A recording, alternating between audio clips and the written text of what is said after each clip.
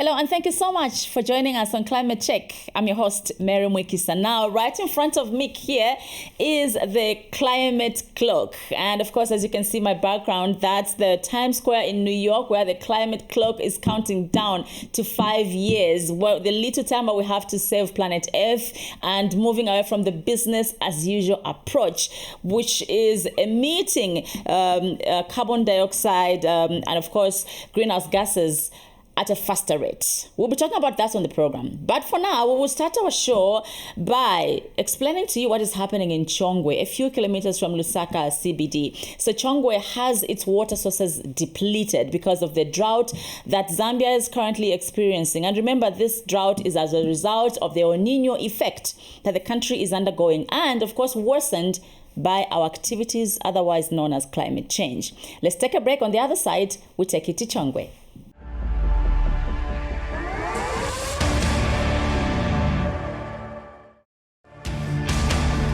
Now imagine if trees could provide Wi-Fi, just how many trees you would plant? Well, they provide oxygen. We definitely cannot do without it. Destruction of nature such as forests has led to irreversible climatic changes to our world. Join me as I talk to policy formulators, change makers and climate change interest groups on Climate Check, weekly on this channel. Now you are the solution to climate change.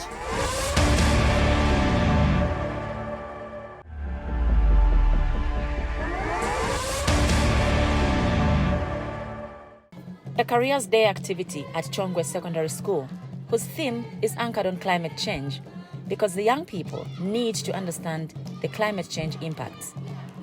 On the talk about climate change and environmental management, that has highlighted the urgent need for us to be proactive stewards of our environmental management. You value experience. We value the knowledge, the expertise that you have shared. Or we can say, may the good Lord bless you. We are so grateful as a school. And we pray that actually we can make more arrangement of this nature. All the time to be in classes like that, sometimes it's very boring. Sometimes you need to come out and learn from other people. Meanwhile, a few meters away from the school, children are among those in search of water, because Chongwe's major source of water has been depleted. This is according to the residents. It's really been a very, very bad experience. I aimed high this year. I invested highly. I put in so much. I'm one of those that actually benefited from the SAF, those government agricultural loans. But I've not actually gained anything from that. All because of this year's weather. The climate has not favored farming. It is bad when you go out there. Farmers that have livestock, you see, you have a head of cattle, say 50. Dams are not there. Animals do not have where they can get water from, apart from the hand pumps. So you need to just go and pump water for your animals this time around. Then even farmers, personally, I expected to have a harvest of over 400 by 50 kg bags, but I ended up harvesting less than 20 bags. After putting in everything else that I'd put in. So it's really been bad. Actually, the story is bad on the ground. When climate change, when I was a child, when I just heard about climate change, it just used to be a story. This time around, I think I've come to feel it. And obviously, climate change is actually something that has come into being because of the activities of man, our own activities. The water supply that we depend on is Chongwe River. So now, since the population is big, it means it cannot cater for every household. So that is one of the causes of shortage of water. Dr. Kabe Mubanga from the School of Geography and Environmental Studies at the University of Zambia gives background to the water situation. Zambia had one major El Nino year in 1992, and I think for the first time the country received less than 400 millimeters of rainfall. This is another major one we're experiencing. I think for those who were there, they will remember when the yellow maize was being imported. That was an El Nino year. We tend to have smaller ones, but this one we have this year is another major one. So the situation we had then in 1992 is likely to be similar even now, because it is an El Nino. But an El Nino with a return period of 7 to 10 years means we are likely to experience another dry year between next year up to 7 years. So while we have this, we might even experience a flood next year, but we know that in the next 7 years, we'll have a drought year again, because El Niños come in two within 7 years. It's just a natural phenomenon that happened. But this natural phenomenon gets compounded by the actions that have happened, the emissions we've put in the atmosphere. They make the El Niño to be a lot more severe than it should. And we're actually seeing these effects where the drought years we've experienced are so severe such that receiving rainfall below 500 millimeters is not something we actually talk about as Zambia. Maybe just to give a picture, on average in Zambia, the driest part of Zambia should experience something like 700 millimeters of rainfall. Those areas that experience in the middle, they experience between 700 to 1,000. The highest is about 1,000 and 1,500. But this year we are talking of below 500 for Lusaka, which normally experiences 1,000. So areas like Chongwe are likely to be much, much, much less. And that has been as a result of the El Niño we have experienced this year.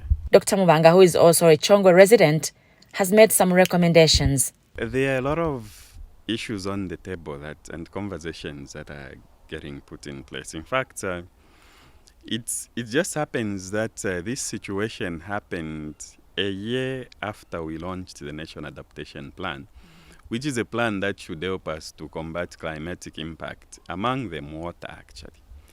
So among the issues that have been proposed, particularly for groundwater, obviously we need to think around how to harvest water when it is available.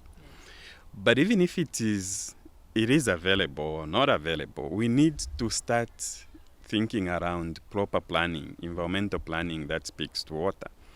I'll give you an example. I can have an area like this. I drill a borehole here. My neighbor also drills a borehole. We are using the same aquifer. Another one there drills a borehole. We're using the same aquifer. In essence, we are all drawing from the same area.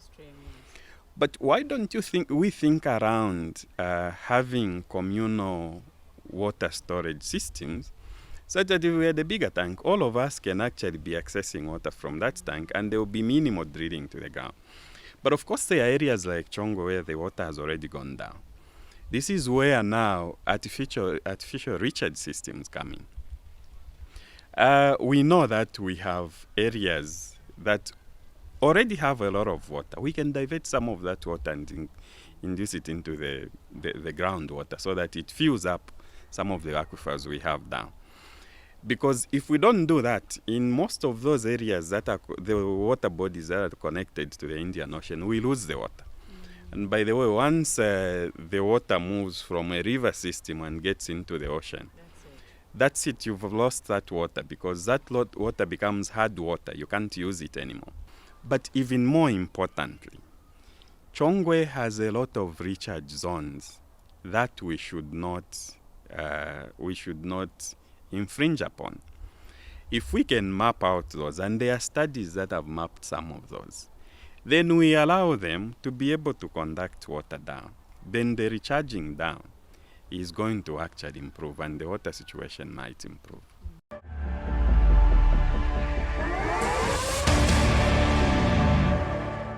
This is Climate Check, and I'm sure you have now understood what is happening in Chongwe. And of course, this story is similar to various parts of the country where the water levels have gone really down. Underground water aquifers have really been depleted, and wildlife and humans are competing for water in various parts of the country. Now in studio, I'm joined by Akufuna Muyunda, who is a climate leader and founder for Young Volunteers for the Environment Zambia, and he's here in studio to help us understand the issue to do with the commemoration of Climate Emergency Day.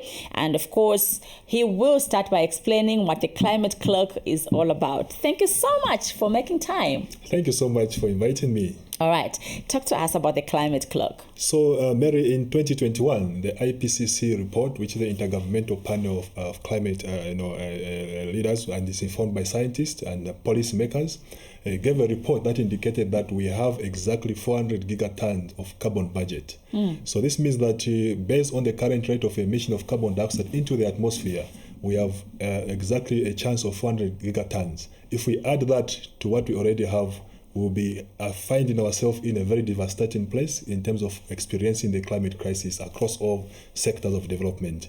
For example, Zambia, we're experiencing drought already. It means we might be worse than that if we go beyond that. And the climate clock has been scientifically designed to capture that time countdown. And this is also, of course, by our colleagues from the US, the climate clock worldwide, that designed this technology that we also use in also our action that we take to ask our leaders to be able to actually be aware about how urgent this question is. So it is counting down, and based on that report, it means we only have less than 5 years left. Based on the current emissions to deplete the 400 gigatons of carbon budget that we have. And that means we have to take actions like yesterday. So at the bottom of the clock, we have what we call the lifeline, which actually provides the update on what is happening around the world. Where are we? What is the statistics showing out there? And whether or not we are getting somewhere to making sure that we put ourselves and our planet in a place that will work for all. Okay. So I'm looking at this clock, and I've seen this clock at various COPs. And I've seen like there's always like a bigger space where they put a bigger clock, and then the little clocks, and especially youths, children are holding this clock. But then beyond the symbolic clock, what actions are we taking to address the bigger issue that we're talking about, the addressing the climate change, addressing the greenhouse gas emissions that we are responsible for as a human race? What actions are we taking towards this clock? Yeah, so first of all, given the global nature of the climate crisis itself, there are many actions being taken that have been taken care of across the globe. By Zambia in particular, we have seen, I think, increased amount of, political will from the government itself. Just recently, they launched the, green growth, strategy plan, which is a very good indicator, and we are seeing some hopes in terms of the climate bill itself, and I think a number of participation from various other players across the board. So, but in terms of our activities, if we look back last year when we commemorate this day, which falls on the 22nd of July of every year, as Young Volunteers for the Environment, we had 3 asks to the president. And one of it was to declare the climate emergency. That was in August last year. And the second one was to ask the president and his government to consider allocating part of the CDF to address climate adaptation at grassroots level. This is to inspire action at that level as well. And the third ask was to consider creating a dedicated climate action task force.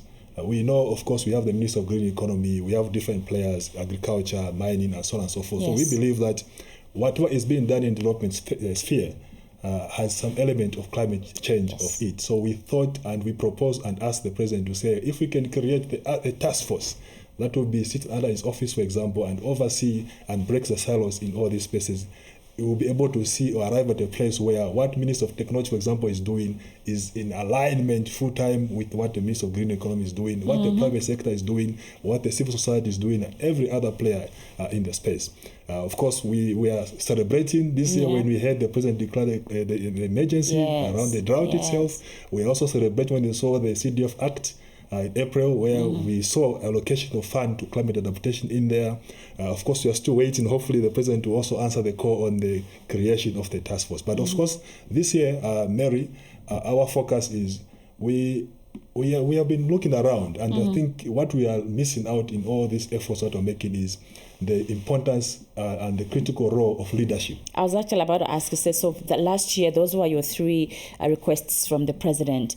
But this year's commemoration of the Climate Emergency Day, what has been the issue that you've been reflecting on, and what are some of the things you're trying to push to ensure that we collectively address climate change as a country? Absolutely. So we have been reflecting a lot. For example, even when we are celebrating the allocation of part of CDF to climate adaptation, there are so many questions on how are people going to participate in that. They lack capacity and they lack resources such as technical, mentors or players in the space. To what extent is the private sector involved so that we can be able to ensure we drive meaningful impact at that level? The need of technology, and I think a lot of people are addressing it from the technology aspect, finance aspect. But I think from our reflection, we realized to say leadership is the answer. And that's why this year we are also thinking to say, no, when we talk about leadership, always people think about the president, the minister, the PS, but I think it's beyond that. And for this year, we are looking at traditional leadership. And very critical, very critical. Very, very critical, Mary. Very, very critical because when you talk about influence on the ecosystems, influence on the people, influence on our culture, you cannot talk about that without a touch on traditional leadership. They have the influence, and also we cannot leave them behind. And that's why this year we are calling on the president, on the government, on the House of Chiefs to begin to look at the possibility of dedicating resource, dedicating technical support to strengthen the participation of our traditional leadership in as far as advancing the climate question is concerned. This year also we are also asking a clear roadmap in terms of youth participation as well. Usually also youth are left out. Yes, they are talked about in reports. We read reports where youth have been involved in attending some meetings, sometimes consulted to only a certain limited level. But I think we want to ask for a more meaningful engagement of young people. And this is the leadership that I'm talking about, because if you have clear youth leadership, clear traditional leadership, it can fully complement the work that the government is already doing in the larger sense. Okay.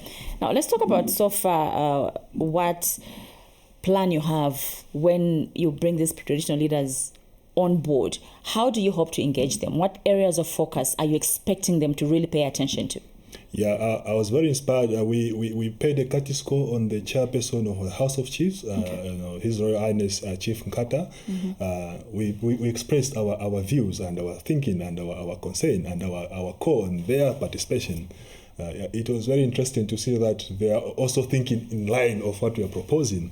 But the angle that we want to approach this from our perspective as climate leaders, as young volunteers for the environment, is capacity building. That's a starting place.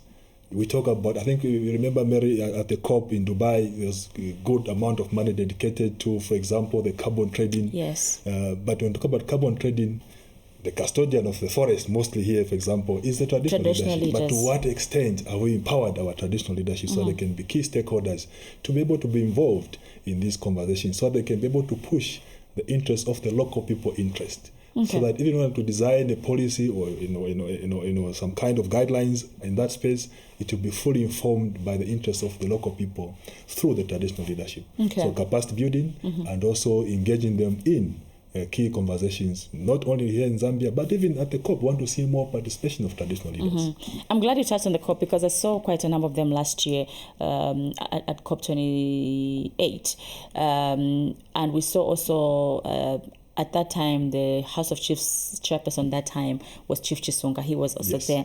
But then, as an organization working with traditional leaders, how are you preparing for COP29 to ensure that you don't just participate, but you have impactful engagements that would translate into improvement of our status quo in Zambia? Yeah, so we as a result of our conversation with the House of Chiefs, they're actually working to launch a countrywide capacity building training program. Wow. It was launched actually last Friday in Dola, so it will be launched across all the 10 provinces. And the idea is also to incorporate some aspect of intergenerational conversation. So it's not only traditional leaders that will be targeted, but also some element of young people in there. So that when we build capacity, we know we have the right leadership in terms of our traditional leaders, but also we are building the future generation in that aspect as well. So it is in the pipeline, and I'm sure the House of Chiefs is pushing hard so they can even find more resources to amplify that activity. So when we build that capacity, we'll have something to talk about, but most importantly, we'll be able to have something to do. Meanwhile, the climate clock continues ticking. To tick down. Yeah, reminding us that we need to take action now. Action now. Thank you. And thank you for bringing the clock along. Thank you so much. I think it was about time it came to the studios. Absolutely. Thank you so much for making time. And thank you for what you do, Mary, and please keep doing what you're doing. That's the leadership we are also advocating for. Thank you so much. ZMBC is here for the climate cause. Thank you so much. All right, this is Climate Check. We'll take a short break. On the other side, we will give you some climate trivia. We took our cameras to the streets of Kanyama, where Dominic Davis Chifumbe talked to the members of the public there about how much they know about climate change.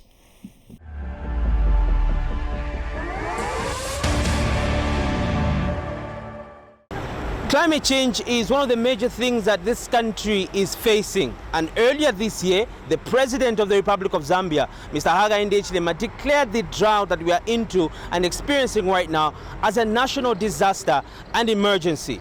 Right now, I'm in the community to find out what people know about climate change. Join me.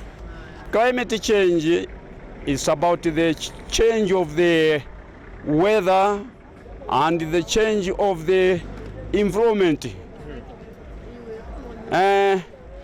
Many could say we are at this moment in time, we are running towards the end of the world. Mzoko chan by climate change. We be venizio. So ngafuna information ya bunch by climate change. Tufuna wa government uchi batukunzise pali ya climate. Climate change bosi maraiti yavuta manzi nayo ni chimozimozi bosano sizo wakapena government ngatanzile bwanji bosano. Baja bamene mama konda kujua mitengo kai munzi ba understanding ivuta. Kufuna abachita reduce mitengo basi ya kujua kai ndiye ichita kuti mvura ichite monga yamba kutaba. So mfanye fulo za mulungu nigulira cha buli bejeta. Kuli vifine chifuba mitu kubaba so na mvula sinaloke mushe then kukupya sometimes kwa zizila so vonse vivile tamatenda Ntemyo chitafeza out manje marasha masakira kwa solution yena ngo because population manje tapaka then marasha mwamene tia sebenzesera na mitengo mwamene zigwera kulipa community end. From the information that I've gotten from the general populace, others are aware of what climate change is and others seemingly are not aware and do not have the slightest idea of what climate change is. And so if the information is passed down to these school-going children, going forward, everybody else will be aware of what is affecting the country. My name is Dominic Davis Chifumbe. Back to the studio.